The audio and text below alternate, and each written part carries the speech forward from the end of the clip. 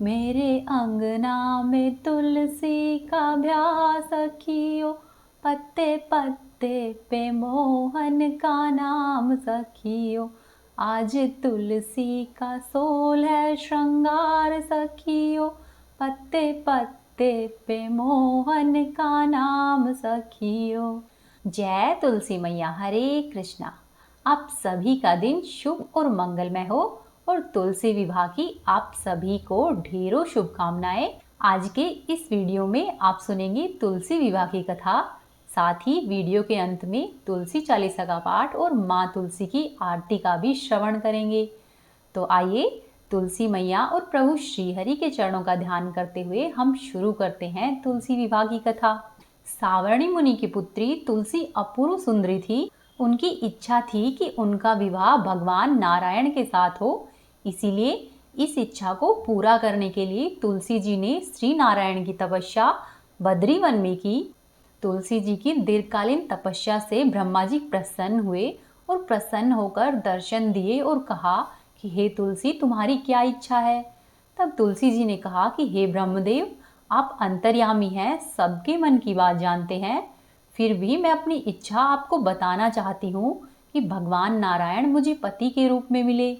ब्रह्मा जी ने कहा कि हे तुलसी, तुम्हारा अभिष्ट हो, नारायण अवश्य ही तुम्हें पति के रूप में मिलेंगे। किसी अपराध के कारण तुम्हें श्राप मिला है। इसी प्रकार भगवान श्री नारायण के एक पार्षद को भी दानव कुल में जन्म लेने का श्राप मिला हुआ है। उसमें नारायण का अंश विद्यमान रहेगा। इसीलिए इस जन्म में पूर्व जन्म के पाप के शमन के लिए संपूर्ण नारायण तो नहीं, नारायण के अंश से युक्त दानव कुल में जन्मे उस श्रापग्रस्त पार्षद से तुम्हारा विवाह होगा। श्राप मुक्ति होने पर भगवान श्री नारायण सदा सर्वदा के लिए तुम्हारे पति हो जाएंगे। तब तुलसी जी ने ब्रह्मा जी के इस वरदान को स्वीकार लिया, क्योंकि मानव कुल में जन्म के कारण उन्होंने मायावी भोग तो भोगना ही था। अब तुलसी बद्रीवन में ही रहने लगी। नारायण का वह पार्षद दानव कुल में शंखचूर के नाम से पैदा हुआ और कुछ समय के बाद ही वह भ्रमण करता हुआ बद्रीवन में आया। वहां पर उसने तुलसी को देखा। उसको देखते ही वह तुलसी पर मोहित हो गया और तुलसी के सामने उसने विवाह करने का प्रस्ताव रखा। इतने में ही ब्रह्मा जी वहां पर आ गए और तुलसी जी से कहा कि तुलसी, शंखचूर को देखो, इसमें कैसा तेज है, इसका कैसा स्वरूप है। दानव कुल में जन्म लेने के बाद भी ऐसा लगता है मानो शरीर में नारायण का ही वास हो। तुम इसका प्रस्ताव सहर्ष स्वीकार कर लो।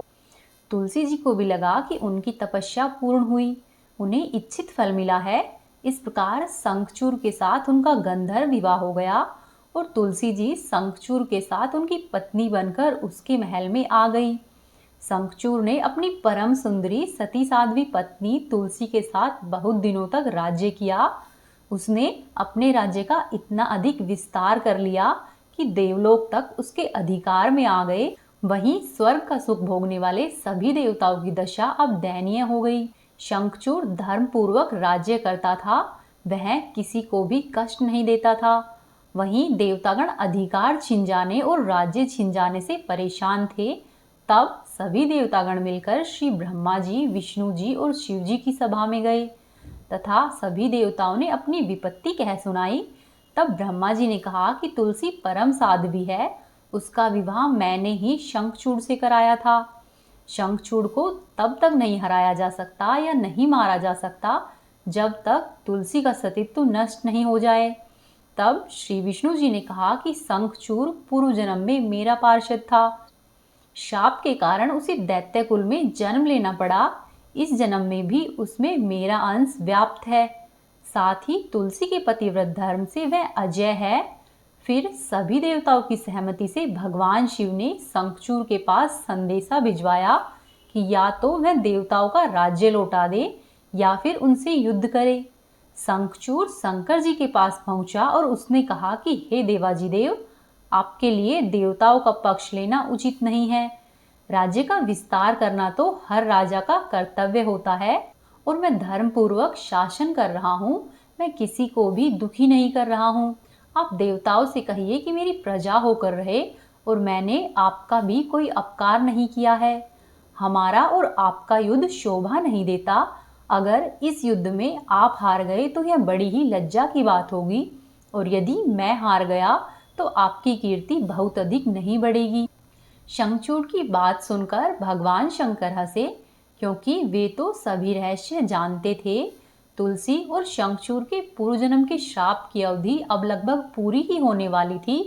भगवान शंकर बोले कि शंखचूड़, इसमें कीर्ति और लज्जा की तो कोई बात नहीं है। तुम देवों को उनका राज्य लौटा दो और उन्हें उनके पद पर प्रतिष्ठित होने दो। युद्ध से बचने का एकमात्र यही उपाय है। तब शंखचूड़ ने कहा कि मैंने तो युद्ध के बल से ही देवलोक को जीता है, और अब यदि कोई देवलोक को वापस चाहता है तो उसे केवल युद्ध करके ही मैं वापस लौटा सकता हूँ। मेरा यह अंतिम निर्णय है। ऐसा कहकर शंखचूड़ वहां से चला गया।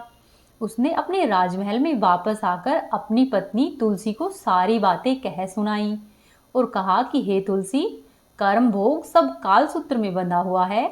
जीवन में हर्ष, शोक, भय, सुख, दुख, मंगल और अमंगल सब कुछ काल के ही अधीन है। हम तो केवल निमित्त मात्र है। संभव है कि भगवान शिव देवों का पक्ष लेकर मुझसे युद्ध करे। तुम चिंता मत करना, तुम्हारा सती तेज मेरी रक्षा करेगा। और फिर दूसरे ही दिन भगवान शंकर के नेतृत्व में देवताओं ने युद्ध छेड़ दिया। शंखचूड़ ने भीष्म बाण की वर्षा करके सभी देवताओं के वेग को रोका। उनके प्रहार से देवतागण डगमगाने लगे। फिर शंखचूड़ ने दानवी शक्ति का प्रयोग करके मायावी युद्ध आरंभ कर दिया। युद्ध स्थल पर वह दिखाई नहीं देता, परंतु उसके अस्त्र और शस्त्र देवताओं पर प्रहार कर रहे थे। कई दिनों तक इसी तरह से भयंकर युद्ध चला। शंखचूड़ पराजित ही नहीं हुआ। तब भगवान शिव ने श्री विष्णु जी से कहा कि हे हरि, कुछ उपाय करो, अन्यथा मेरा सारा यश मिट्टी में मिल जाएगा। तब श्री विष्णु जी ने सोचा कि बल से तो शंखचूड़ को हराया नहीं जा सकता, अब इसे छल से ही हराना पड़ेगा। तब उन्होंने तुरंत ही अपने स्वरूप को शंखचूड़ जैसा बनाया और अस्त्र व शस्त्रों से सुसज्जित होकर वे तुलसी जी के महल में आ पहुंचे। वहां पर तुलसी जी के पास पहुंचकर बोले कि हे प्रिय, मैं युद्ध जीत आया। सारे देवता भगवान शंकर के समेत हार गए हैं। इसी खुशी में आओ, मैं तुम्हें अंक से लगा लूं। पति को प्रत्यक्ष खड़े देखकर और विजय का समाचार सुनकर तुलसी जी दौड़कर आई और मायावी शंखचूड़ के गले से लिपट गई। इस प्रकार पति पत्नी दोनों ने आलिंगन होकर खूब आनंद मनाया। इधर पराये पुरुष के साथ इस प्रकार के व्यवहार से तुलसी का सती तेज नष्ट हो गया। उनका सती तेज, जो कि शंखचूड़ के लिए एक कवच की तरह काम कर रहा था, अब वह नष्ट हो गया था। इसीलिए युद्ध के मैदान में शंखचूड़ शक्तिहीन हो गया, और यह जानते ही भगवान शंकर ने अपने त्रिशूल से शंखचूड़ पर प्रहार कर दिया। त्रिशूल के लगते ही शंखचूड़ जलकर भस्म हो गया, और शंखचूड़ के मरने का जानकर श्रीहरि विष्णु अपने असली रूप में आ गए और अपने सामने अपने पति के स्थान पर श्रीहरि विष्णु को देखकर तुलसी बहुत आश्चर्यचकित हुई। अब उसे पता चल गया था कि स्वयं नारायण ने उसके साथ छल किया है। तब क्रोध में आकर तुलसी जी ने श्रीहरि विष्णु को श्राप दिया कि एक स्त्री का सतीत्व भंग करने के अपराध में आप हृदयहीन पत्थर हो जाओगे। तब भगवान श्री हरि विष्णु ने तुलसी जी के श्राप को सिरोधार्य किया और कहा कि हे देवी, तुम्हारे और शंखचूड़ के कल्याण के लिए मुझे ऐसा करना पड़ा। तुम दोनों को श्राप से मुक्त कराना था। तुम भी अब अपना ये शरीर त्याग कर तुलसी के रूप में जन्म लोगी और मेरी पूजा तुलसी दल से होगी। मैं शालिग्राम पत्थर बनूंगा, मेरे शीश पर तुम सदैव ही विराजमान होगी। तुम्हारे पति की हड्डियों के चूर्ण से शंख की उत्पत्ति होगी और उसी शंख की ध्वनि से देवताओं और मेरी पूजा आराधना होगी। हे देवी, जहाँ पर शंख की ध्वनि होगी वहाँ मैं सदैव ही विराजमान रहूंगा। तुमने पूर्व जन्म में बद्री वन में मुझे पाने के लिए कठोर तपस्या की थी। अब अगले जन्म में मैं नारायण प्रस्तर के रूप में बद्रीनाथ वन में स्थापित होऊंगा और मेरी पूजा अर्चना फल फूल से नहीं होकर तुलसी दल से होगी। तुम सदैव ही मेरे शीश पर विराजमान होकर मुझसे भी ऊंचा पद प्राप्त करोगी और मेरा भोग भी तुम्हारे बिना स्वीकार नहीं होगा। प्रेम पूर्वक बोले श्री हरि विष्णु भगवान की जय, तुलसी माता की जय। अब आप सुनिए तुलसी मैया की अगली कथा। एक बार की बात है, एक बुढ़िया माई प्रतिदिन ही तुलसी माता को सींचा करती और तुलसी माता के सामने बैठकर उससे प्रार्थना करती कि हे तुलसी माता, तू सबकी दाता, मैं तेरा बिड़ला सींचू, तू मेरा कर निस्तारा। तुलसी माता अड़ुआ दे लड़ुआ दे, पीतांबर की धोती दे, मीठे मीठे ग्रास दे, वैकुंठ का वास दे, चटक की चाल दे, पटक की मोत दे, चंदन की काठ दे, झालर की झनकार दे, रानी का सा राज दे, दाल भात का जीवन दे, एकादशी की मोत दे और अंत में श्री कृष्ण का कांधा दे। इतना कहकर तुलसी जी से प्रार्थना करके वह बुढ़िया तो चली जाती, परंतु पीछे से तुलसी मैया सोचती रहती कि मैं किस तरह से इस बुढ़िया की कामना पूरी करूं। यह सोचते सोचते तुलसी मैया दिनों दिन सूखने लगी। कुछ दिनों तक ऐसे ही चलता रहा। तभी एक दिन श्री कृष्ण जी उधर से जा रहे थे और उन्होंने देखा कि तुलसी तो दिन प्रतिदिन सूखती जा रही है। तब उन्होंने कहा कि हे तुलसी, तुम्हें कौन सी चिंता है कि तुम इस तरह से सूखती जा रही हो। तब तुलसी जी ने बताया कि एक बुढ़िया माई मेरे पास आती है और रोज ही आकर यह कहती है कि हे माता, सबकी दाता, मैं तेरा बिड़ला सींचूं, तू मेरा निस्तारा कर। हे माता, अड़ुआ दे लड़ुआ दे, पीतांबर की धोती दे, मीठे मीठे ग्रास दे, वैकुंठ का वास दे, चटक की चाल दे, पटक की मोत दे, चंदन की काठ दे, झालर की झनकार दे, रानी का सा राज दे, दाल भात का जीवन दे, एकादशी के दिन मोत दे और अंत में श्री कृष्ण का कांधा दे। अब आप बताइए, मैं उसे सब कुछ दे दूं, परंतु आपका कांधा कहाँ से दूं? इस पर भगवान बोले कि हे तुलसी, तुम चिंता मत करो और बुढ़िया माई को आशीर्वाद दे दो। तुलसी माँ ने वैसा ही किया और फिर इसी तरह से दिन व्यतीत होने लगे। नियत समय आने पर एकादशी के दिन बुढ़िया माई मर गई और सब लोग उसकी अर्थी को उठाने लगे, परंतु वह इतनी भारी हो गई कि किसी से भी नहीं उठ सकी। सब लोग कहने लगे कि पाप घाट की माला फिरती थी, जिसकी वजह से वह इतनी भारी हो गई है। तभी वहां पर भगवान श्री कृष्ण जी वेश बदलकर ब्राह्मण के वेश में आ गए और वहां पर खड़े हुए लोगों से कहने लगे कि आप लोगों ने इतनी भीड़ क्यों की हुई है। तब उन लोगों ने बताया कि एक बुढ़िया माई मरी है, परंतु वह उठ ही नहीं रही है। इस पर ब्राह्मण वेशधारी श्री कृष्ण ने कहा कि भाई, एक बार मैं कोशिश करके देखता हूँ। तब लोगों ने कहा कि ठीक है, तुम भी अपने मन का निकाल लो। तब भगवान श्री कृष्ण जी बुढ़िया माई के पास गए और बुढ़िया माई के कान में कहने लगे कि माई, तू बिड़ला सींचा मेरा, मैं करूँ निस्तारा तेरा। बुढ़िया माई, अड़ुआ ले लड़ुआ ले, पीतांबर की धोती ले, मीठा मीठा भात ले, वैकुंठ का वास ले, चटक की चाल ले, पटक की मोत ले, चंदन का काठ ले, झालर की झनकार ले, रानी का सा राज ले, दाल भात का भोजन ले और एकादशी की मोत ले, और अब अंत में ले तू श्री कृष्ण का कांधा ले। इतना सुनते ही बुढ़िया माई हल्की हो गई और इसके बाद भगवान श्री कृष्ण ने खुद अपना कांधा देकर उसको मुक्ति प्रदान की। हे तुलसी माई, जैसी आपने उस बुढ़िया माई को मुक्ति दी है, वैसी ही सबको देना। बोलो तुलसी माता की जय। अब आप सुनिए श्री तुलसी चालीसा का पाठ। श्री तुलसी महारानी करूं विनय सिरनाय, जो मम हो संकट विकट दीजे मात नशाय। नमो नमो तुलसी महारानी, महिमा अमित न जाय बखानी, दियो विष्णु तुमको सम्माना, जग में छायो सुयस महाना। विष्णु प्रिया जय जयति भवानी, तीहु लोक की हो सुख खानी। भगवत पूजा कर जो कोई, बिना तुम्हारे सफल नहीं होई। जिन घर तव नहीं होए निवासा, उस पर करे विष्णु नहीं वासा। करे सदा जो तव नित सुमरिन, तेहि के काज होए सब पूरण। कार्तिक मास महात्म तुम्हारा, ताको जानत सब संसारा। तव पूजन जो करे कुआरी, पावे सुंदर वर सुकुमारी। कर जो पूजन नित प्रति नारी, सुख संपत्ति से होए सुखारी। वृद्धा नारी करे जो पूजन, मिले भक्ति होवे पुलकित मन। श्रद्धा से पूजे जो कोई, भवनिधि से तर जावे सोई। कथा भागवत यज्ञ करावे, तुम बिन नहीं सफलता पावे।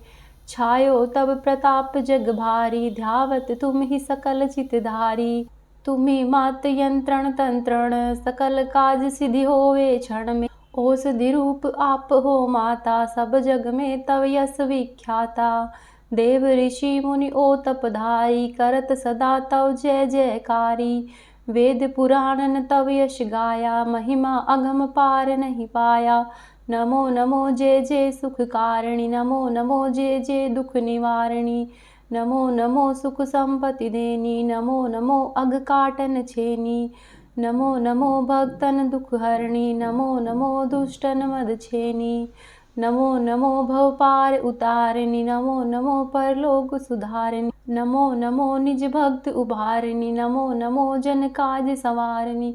नमो नमो जय कुमति नशावनी, नमो नमो सुख उपजावनी। जयति जयति जय तुलसी माई, ध्याऊ तुमको शीस नवाई। निज जन जानी मोहि अपनाओ, बिगड़े कारज आप बनाओ। करूँ विनय मैं मात तुम्हारी, पूर्ण आशा करऊ हमारी।